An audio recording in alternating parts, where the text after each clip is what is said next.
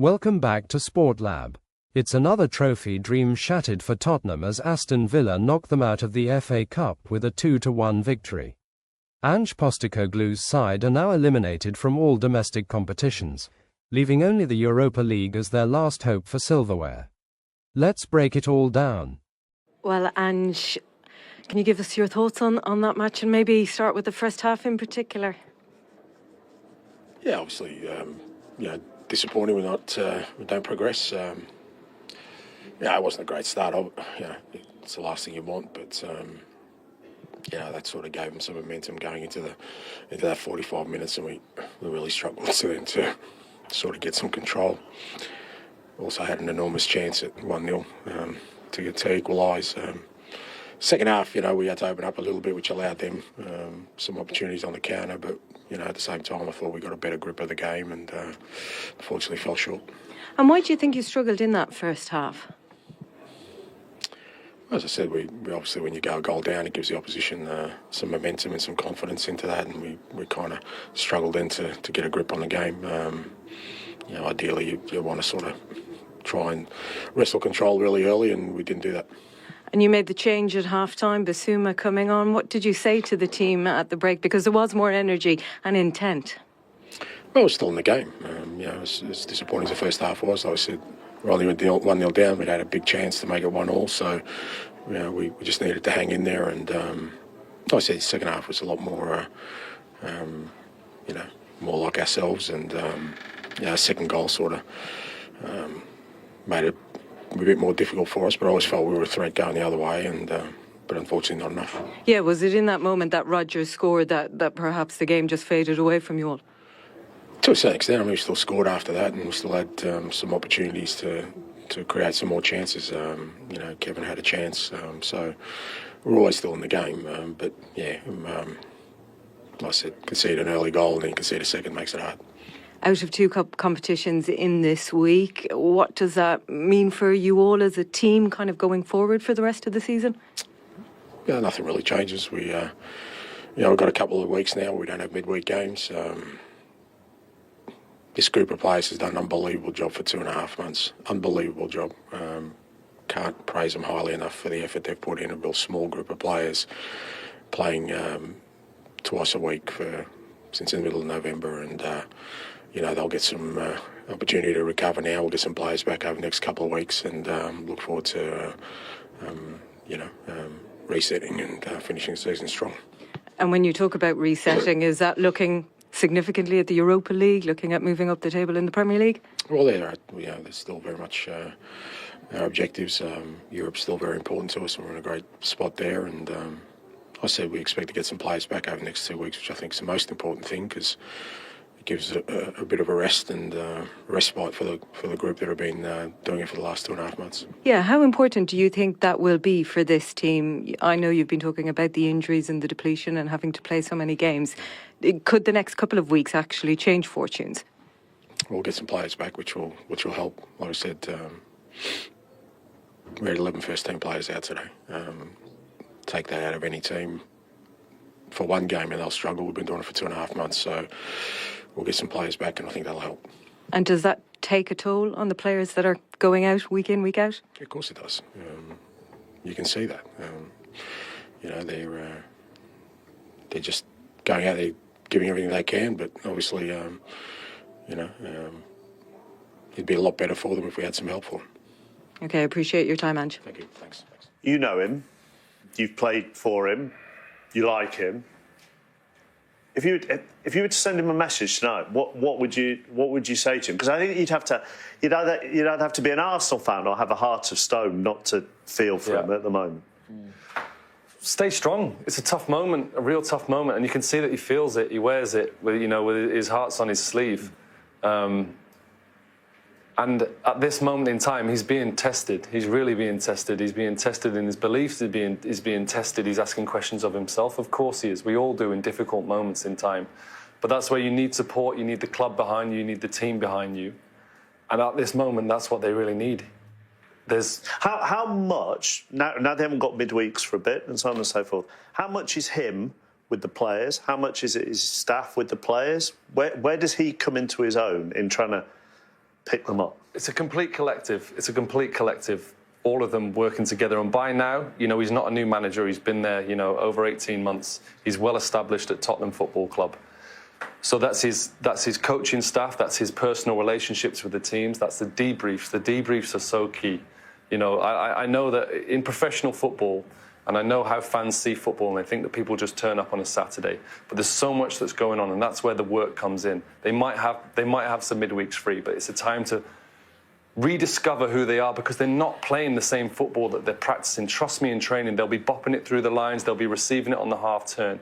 That is not happening out there at the moment. But from a fan's point of view, we were sitting right above the Tottenham fans today. Yeah. The biggest thing I think they shout at their players is move. Right? Move. to try and give them options when they have the ball. So is that the players? Is that coaches? Is that a bit of both? Because that's where their frustration was today. It's everyone. And they're right, because everyone's accepted that Tottenham are going to be a team that play. All the conversations about, are they going to dig in 4-4-2 and ground out a few results? OK, everyone's bought into it now at Tottenham. But to play proper, progressive, pressing football and possession football, you have to have movement. You have to have options. We've got so many options of Aston Villa players who aren't necessarily completely total football, but every single one's getting into their position with pace, with assertiveness, saying, give me the ball, if not, I'm going to take someone out of the way.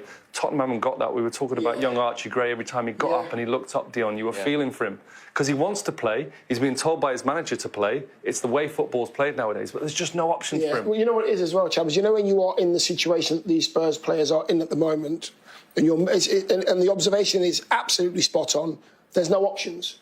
There's no options because the players that should be given the options don't have the confidence to have the ball in the positions where they can receive it, because they're not backing themselves. So that, I hate to say this, but we used to call it hiding. Hiding. So, I don't want it, pretend, or go into a position where you can't receive it. And that's what's happening at the moment. No Spurs player, and Sonny, who's their best player, is at the moment going through that phase as well. Well, he doesn't want it because he's having a good time. Alan Shearer said it in comms. There was a shot to be had from 8 yards out, and Sonny nudged it to his mate. Bread and butter for him when he's on. You expect him to shoot there. I was surprised. I couldn't believe it. When the studio here was like, shoot. He's so good with both feet. Even change the angle and get a shot on that. But listen, we've all been there. I think everyone's, we've played the game. We've been there where we've had periods where you're not playing well. And at times you do hide. But then sometimes it's about just going back to basics. You stick together as a group. I know it sounds boring, but you stick together as a group. And sometimes it's not even about football. Sometimes you might have a week where you train well, because that's where it starts. And, you might have a meal together as a team. But it is important that, not just the players, the manager, the staff and everyone, they all stick together and regroup. The other thing, sorry, Jay, the other thing, Joe, because I don't know the manager, Ange Postecoglou, you do. Would he want his players... Back in the day, we'd have a team meeting and the players would go, right, Gaffer, we want a meeting and we will have a chat amongst ourselves, what's going on. Would he want the players to do that, or would he want the players to still be under his umbrella? It depends what they're going to talk about. If it's a discussion that he can feel it's a discussion about a mutiny, we feel like we need to play 4-4-2 and hit it long, that's obviously when you're going to have problems. But, being a senior player for him, knowing that every now and again you need to just say to the dressing room, can we just have 5 minutes? Lads, what are we thinking here? Where's everyone's heads at? We've all been in dressing rooms when we've said, here's the opportunity. I can feel frustration from you. And you get them out of nowhere. You get someone who's very passionately got some feeling towards it. And it just starts to change things. But you need everyone on the same page. However that works, whatever it looks like, that's what Tottenham need at the moment. You've got the fans pulling in one direction. You've got Ange fronting up, talking about the injuries. You've got the players on the field who know they should be playing, but they're not quite getting in the position to get the ball at the moment, hoping someone else does it. It's not a good recipe, and it needs addressing. But you can sense the frustration amongst the fans, and you can also sense a confusion amongst the fans, can't you? In the sense of they're not quite sure where to pin them. I know Daniel Levy will get an awful lot of criticism, and there were chance of Levy out here. But when you're looking from the football side of things, they're not quite sure really where the fault is, and that's, I think, what makes it quite difficult. Yeah, it is difficult. Listen, there's been a lot of noise around Tottenham and obviously the chairman, the manager. obviously players have to take responsibility at the end of the day. You know, the manager. It's not Ange Postecoglou's fault they couldn't pass to each other at Anfield, is it? No, really. But then, I mean, you look at. Well, yeah, but obviously with Tottenham, you know, some people, you know, you say that you look at the infrastructure, and you look at the training ground and the stadium, and what a time to be a Tottenham player. Not too long ago, you know, Champions League final. You know, if we'd have got over the line and won the Champions League, you know, would everyone want that? Would be, you know, trying for Daniel Levy to leave. But listen, it's a difficult time, and you know, the manager, you know, everyone keeps saying about, obviously, you know, the injuries. I think when you look at not just the injuries, I mean, players that will start. You know, it's like the starting 11 players. You know, I think once he gets those players back and try and finish the season strong, it will make a difference. Son had 16 touches today, which was the lowest amount of any player who started on the pitch. And it is confidence, Dion. I mean, all three of you have spoken about confidence and times of your career with lack of confidence, and that's what's happening at the moment. And this finish here, that, you know, you could list about 5 or 6 players in the Premier League you want on the end of that. Sonny would be one. You know, when he's on it, but his confidence just is not right. He's choosing the wrong finish. He's not backing himself at all, is he? Can't be scared to miss though, D. Like, you know, when you miss chances. This is the Alan Shearer one where he said he would expect him to hit it, and you did as well. Touch strike. But even that one there, so you know, even listen, there's bodies in the way, but when he's confident, you see Sonny, you know, changing the angle, hitting it with his left foot. You expect him to shoot there, but as soon as he passes there, you know that's a play. That's not confident. Yeah, when he's in the box and he can do that sharp step over and drag it back through, that's when you know he's on form, and you're just not seeing it. And, you know, you talked about 5, 6 players you want at the end of that ball cross from Martinez. Martinez should be taken out of the equation there, but he's a good goalkeeper, so he puts himself in the position of, if you're not on it, I will save it. And that sums up where Tottenham are. Yeah. They got their goal from doing something slightly different to what they'd done the previous 85 minutes, didn't they? Yeah, they did. But, you know, as we say, Tottenham are never going to be a team that are going to sling it in the box. But this is actually such a cultured, beautifully timed ball in from Kulusevski. And he receives it here. They feel like they're in control, Villa. Just peels off the back of him, gets a bit lost. Look, there's uncertainty in the middle of that defensive line for Aston Villa. They've got no recognised centre-halves out there. So a good quality ball in like that and a clever bit of movement just guides it in beautifully. He's so good in those areas, Kulusevski. I think, you know, not so long ago, I think he's a similar goal at Man City. I think Madison scored. Yeah, it sticks out. When in those sort of areas, I mean, I suppose he's probably the one of this season that you thought, you know what, he's sort of like been at his level. But, you know, it's a good goal. And I mean, coming to the game too late, you know, I think that was a 90th minute. You know, when you come into the game too late, it's difficult. But if you're actually looking for a positive there, then Matthias Tell is up and running for Tottenham. I thought he did well. I thought he did well today. He's up there on his own. He's trying to hold the ball up. He's trying to hold the ball up for longer than he needs to because his teammates aren't getting up the pitch to help him out. I thought he did well today. He deserved his goal. Let's just show you the fixtures that Tottenham have got coming up. Manchester United at home next weekend. They go to Ipswich. They have Manchester City at home as well. The Europa League, which becomes huge for them now, really, before a difficult home game against Bournemouth and Fulham away. I mean, it is to a certain extent all eggs in the Europa League basket, isn't it? Oh, 100%. No getting away from it now. That has got to be the narrative of the season. That's when they need their players fit for. That's when the focus and Tottenham have to come to life and have to unite. It looks like they're going to just kind of bodge their way through the Premier League season. Unfortunately, if we're being brutally honest, that's what's going to happen. Because the Premier League smells Tottenham at the moment. They know how to play against Tottenham Hotspur. They know if they put pressure on them, it's going to be difficult. Europa League, different animal, different leagues, more respect coming into it, and you can create those special nights, and that's where their head's going to be at. We'll tidy up Tottenham, and then we're going to hear from Unai Emery in just a second. You know, you made your point about if there was a players' meeting and they all said, no, we wanted to play this way and play 4-4-2 and whatever. Yeah. Is there anything wrong with that? And would you, as a coach, listen?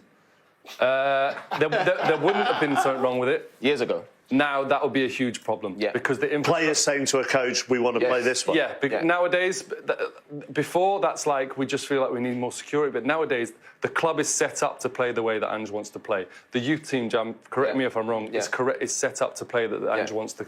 So the whole team now becomes an infrastructure to play a certain way. Whereas before, it was like the first team were going to do what they were going to do on a Saturday and everyone worked around it.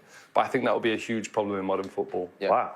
I think that's a huge problem. I think it's great for the foundations of the football club and the kids coming, but I think it's a huge problem. If you can change something in order to help you win a game of football just for half an hour and the manager doesn't allowed you to take it on board, then surely that's a good thing. We know the backbone is to play to squeeze, but if you can change something and win the game, I don't see what the problem is with that. With coaches now, I think the coaches come in and right, these are my principles, and nothing changes. You know, you hear a lot of managers come out now and say, even when you're losing games, dude, but these are my principles. Like, you might tweak it a little bit, but nothing changes. That genuinely surprised me. Like, genuinely, because if a group of players, we think we'd be better off doing this. It's not me saying it. I've only realised in the discussion that, obviously, my career is not a long career. It's 20 years, but right up until 15 years, there were conversations of when we would say, look, we want 3, we just feel this for the benefit of the football club. And now I think about it now, how detrimental that would be to the club, to how they set things up. Look at like the Manchester United. Imagine the youth academies now are trying to play the Amaron way, whichever way that is. But it would cause huge problems. I grew up in an environment at West Ham, I remember, where in meetings in debrief. Let's turn our attentions back to Aston Villa. Here's Unai Emery. Congratulations, Unai, through to the 5th round of the FA Cup. Aston Villa haven't done that since 2015. That must be very pleasing. Yeah, very happy. It really was a fantastic match against Tottenham, very difficult team, and we played very well, really very well. And after a long time, we weren't achieving to be in the 5th round. Of course, very happy, and very happy for our supporters, because as well, I know how much it means, this competition, for the supporters, for us as well, and very happy. Firstly, because we are in the next round, and secondly, because we played more or less again well, like we planned, dominating, playing confidence as well, and personality. And I think everything we did today, more or less, was being good. A dream start with Jacob Ramsey scoring so early, but that first half in particular, you were able to cut through that Spurs midfield time after time. That must be pleasing for you. Yes, we played very well. We are happy when the player is scoring. He had more chances, even he had chances to assist some teammate. But of course, we need his best performances of Jacob Ramsey, and I think he's progressively getting better. He's now more or less being consistent without injury, and of course we will need for the rest of the season players being physically good. Someone they are injured, but they are coming back for the next weeks. And of course we added another players as well today, playing like Malen, Andres Garcia, and then as well playing Marco and Rashford. And of course, hopefully we can get again building the team in the structure we want to create, and be strong for the next matches and the next challenges we have in front. Morgan Rogers got the second. When you were under a little bit of pressure from Spurs, how good has he been for you this season? Yes, Morgan is performing fantastic, and his commitment to do his task every day, the minute 1 and minute 90, is really fantastic, being versatile in different positions. And of course, I think today was a lot of things positive. After the result, of course, first is the result, but then as well how we perform individually and collectively. And I think this is the way. Will be the way very demanding for us, and we know, and we have to improve and increase our level in the competition we are. In the FA Cup, of course, now we are with the motivation we will need to try to get something here. Champions League and Premier League, of course, still a lot of work to do, and still a lot of challenges we can have in front. He says they've got a lot of work to do. They've done a lot of work in this transfer window. The options he has available to him. I know Duran went, but Marlon's come in, Rashford, Asensio. We've talked about Ramsey. We've talked about Morgan Rogers. He's got options. Yeah, and I would imagine for a manager to look over your shoulder and look at your bench and go, who do I put on? Because I've got so many to choose from. It must be a great. I mean, I thought Marlon did well today. He worked really, really hard. He's an absolute nuisance. He's in the face of the centre-halves all the time. He's strong, his balance was good, gets into dangerous area, doesn't watch his pass, gets into a dangerous area, just in case it pops out from the keeper as well. Just a great centre-forward display. Just energy levels, I think it's the first thing you should bring to a football match, and the quality that he's got, he's dynamic, look really bright and sharp, really good performance. their business is really clever, isn't it, Joe? Just in general, whether it's taking Garcia, who's a right back from Levante, whether it's getting Rashford on loan from Manchester United, Asensio from Paris Saint-Germain, but Morgan Rogers comes from the Championship. I mean, they're just really, really well run. Yeah, they look like they've got a clear plan. They look like they've got contingency plans as well. Because also whenever there's been a problem or whenever you've seen Villa linked with someone, often it's happened because they've done the business, they've had the conversations, and they don't go for people who are out of their reach. Look, they brought Marcus Asensio and Marcus Rashford to the football club to bring them on. They've obviously had conversations with them and said, look, where's your heads at? What do you want? Because they're not going out to a team where they can just put their feet up and earn more money. They've come to work and to bring this club on and set examples. Marcus Rashford was flying out of the blocks here. You know, look at this as well. That's just beautiful football. You can see in the first 15 minutes the hunger in them to perform and to reach the levels that they know they can. They've both got lost a little bit in football, and they just thought they needed that release. And if it comes off, then it's just incredible January business. And it would have been all topped off nicely if he just squared that to a centre. It's a very well-built squad, isn't it, Jermaine? Yeah, I mean, you can tell, you can see all the patterns, all the passes, and everyone's in sync with the movement.